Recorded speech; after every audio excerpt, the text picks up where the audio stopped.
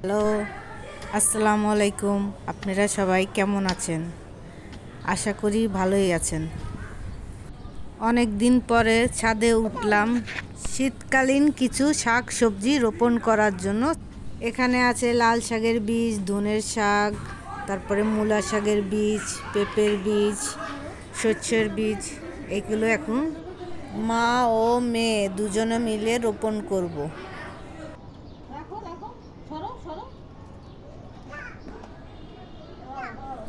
দুঃখজনক ব্যাপার হলো এত কষ্ট করে বীজগুলো বপন করছি, চারা হওয়ার সাথে সাথে পাখিতে খেয়ে ফেলে। এর আগে আমাদের লাল শাক ও টমেটো গাছও খেয়ে ফেলছে পাখিতে।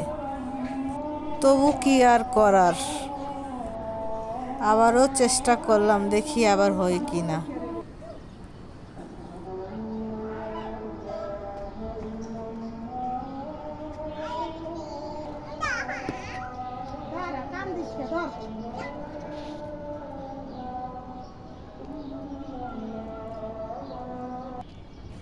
সবাই আমাদের জন্য দোয়া করবেন। আপনারা সবাই ভালো থাকবেন, পাশে থাকবেন, সাপোর্ট করবেন। ফুল গাছের ভিতরেও লাল শাকের বীজ দিছি, দেখি পাখি কি করে এবার খায়।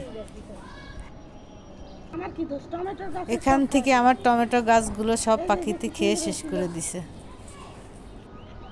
কত বেশি লাগালাম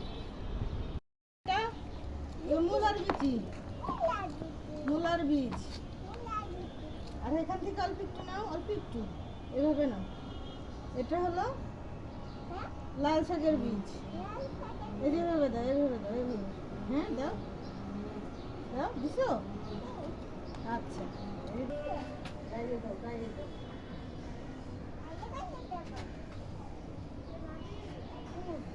আমাদের ভেন্ডি গাছে দেখছেন কত সুন্দর ভেন্ডি হয়েছে।